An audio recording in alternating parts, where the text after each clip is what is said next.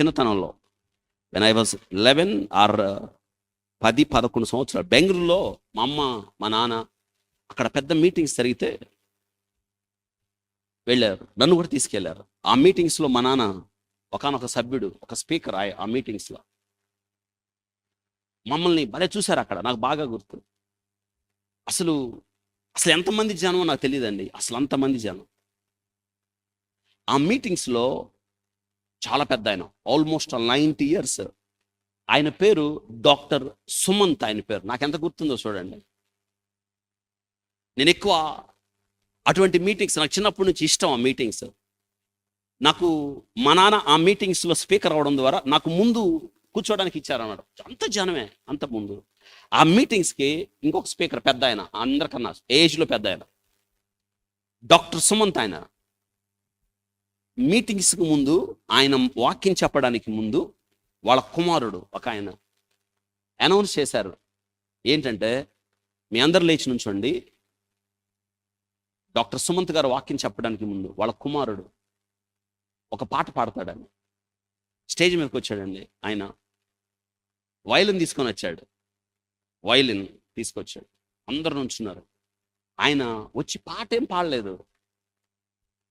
3-4 నిమిషాలు వయలిన్ వాయించాడు అంతే అండి.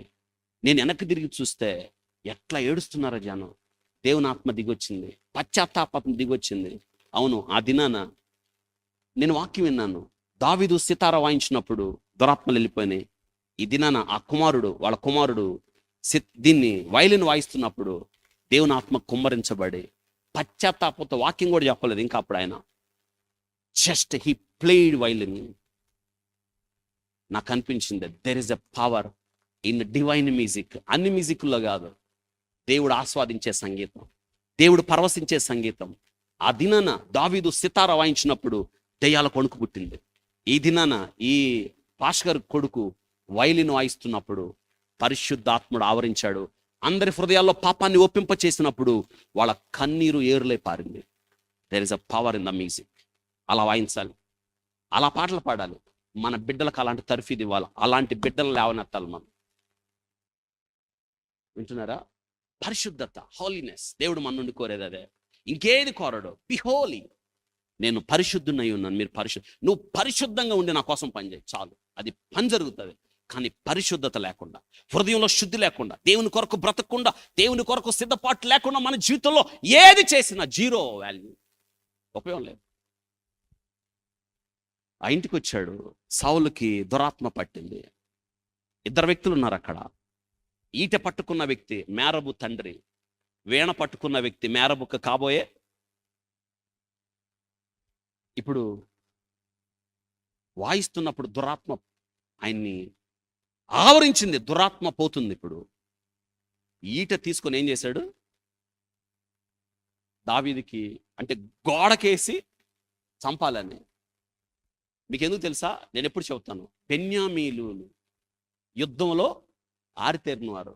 బెన్యామీను గోత్రం యుద్ధంలో ఆరితేరిపోయారు వాళ్ళు. ఎంతగా అంటే యుద్ధంలో ఎంతగా ఆరితేరిపోయారంటే ఈట ఇసిరితే తప్పడం ఉండదు.